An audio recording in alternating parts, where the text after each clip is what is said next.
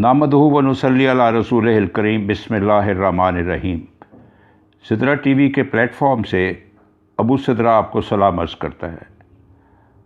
अस्सलामु अलैकुम ladies and gentleman, अस्सलामु अलैकुम वंस अगेन, अस्सलामु अलैकुम अगेन एंड अगेन। कल मैंने आपको दिखाया था एक बया परिंदा जिसने अपना घोंसला बनाया है मनी प्लांट के एक बड़े पत्ते में।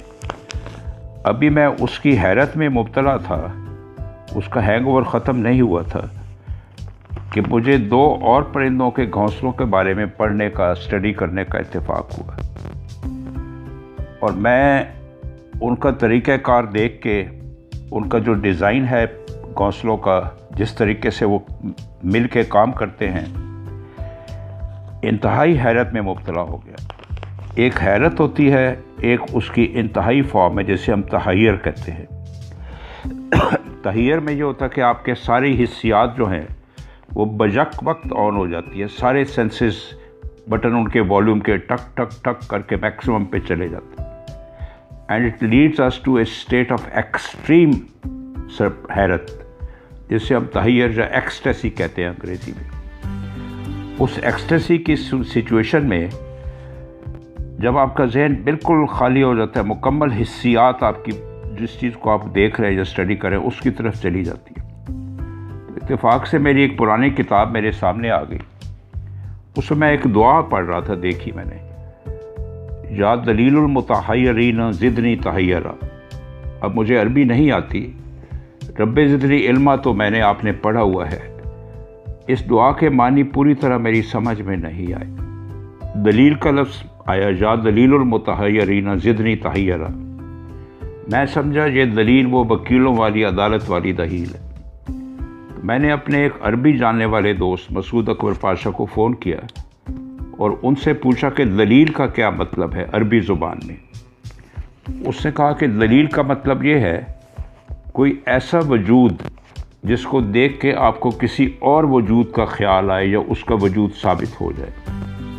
मिसाल उसने ये दी कि जब आप धूप को देखते हैं तो आपको सूरज का यकीन हो जाता है, उसके बाद आपको किसी अदालत में जाके किसी वकील के दलाइल की ज़रूरत नहीं पड़ती कि आपने धूप देखी है तो सूरज भी होगा। तो जब मैं ये परिंदों के घोंसले, उनके घर मैं देख रहा था कि किस तरीके से ये बनाते हैं, तो मैं इंतहाई हैरत की हालत में था। और ये हैरत जो है वो इस बात की दलील है कि इन परिंदों को बनाने वाला, सिखाने वाला, इल्म देने वाला कोई ना कोई और हस्ती है जिसे आप भी जानते हैं और मैं भी जानते हैं। सबसे पहले मैंने देखा एक बहुत खूबसूरत सा परिंदा है जिसे हम हैमर कॉक कहते हैं। ये अपना घोंसला बनाता है बिल्कुल इंजीनियर की तरह, आर्किटेक्ट की तरह, मिल के काम करते हैं मेल और फीमेल। बड़ा ही फैसिनेटिंग इनका तरीक़ाकार है। एक मैसिव कंस्ट्रक्शन करते हैं। पहले वो जो टहनियाँ, जो लकड़ी के टुकड़े उन्होंने चुनने होते हैं, उसकी मजबूती को जांचते हैं। फिर दोनों फीमेल और मेल मिल के काम करते हैं और आपस में कम्युनिकेट भी करते रहते हैं। वो देखते हैं कि इस घोंसले की लोकेशन क्या होनी चाहिए और दरख्त पे इसका रुख किस तरफ से हो। आप देख रहे हैं कि वो किस तरीके से मटेरियल सेलेक्ट करते हैं, फिर एक एक चीज़ को लेके जाते हैं और बड़ा मजबूत घोंसला बनाते हैं। हैरत की बात यह है कि वो देखते हैं कि इसका साइज़ क्या होना चाहिए, इसके लिए कौन कौन सा मटेरियल इस्तेमाल होगा, इसको कितनी बुलंदी पे इन्होंने बनाना है। वाटरप्रूफ होता है ये घोंसला इनका और इंतहाई मजबूत बनता है।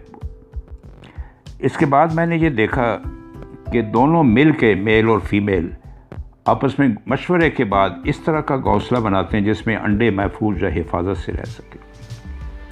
फिर एक और परिंदा है जिसके घोंसले बनाने का मैंने देखा है, उसको हम कहते हैं हमिंग बर्ड। हमिंग बर्ड में ये है कि सिर्फ मेल काम करता है, सिर्फ फीमेल काम करती है और उस पिंजरे की खसूसियत ये है कि उसमें निस्वानी नज़ाकत, खूबसूरती और हुस्न आपको नज़र आता है। बड़े ही आर्टिस्टिक तरीके से वो घोंसला बनाती है, अल्लाह की शान है। अब मैं ये हैरान हूँ कि उनको किसने सिखाया किस तरीके से घोंसला बनाना है। एक और अहम बात, जैसे कल परसों मैंने आपसे जिक्र किया था कि कायनात का सारा निज़ाम साइक्लिक सूरत में है। एक सूरज के तलू होने से अगले दिन के सूरज के तलू होने का जो दरमियानी वक्फा है तकरीबन 24 घंटे का, इसे हम सर्केडियन साइकिल कहते हैं। परिंदे अपने इंटरनल बॉडी क्लॉक को, सर्केडियन रिदम को बरकरार रखते हैं। सुबह उठ के सूरज के निकलने के बाद ज़्यादातर काम वो सुबह के वक्त ही करते हैं और सूरज गरूब होने से पहले काम बंद कर देते हैं। हमारी तरह नहीं है कि हम रात को भी लाइटें जला के तो काम करते रहते हैं। तो ये दो मैंने आपसे बर्ड्स के, परिंदों, इनके घोंसलों का तज़किरा करना था। इंशाल्लाह कल फिर मुलाकात होगी। सुबहान रब्बिक रब्बिल इज़्ज़ति अम्मा यसिफून।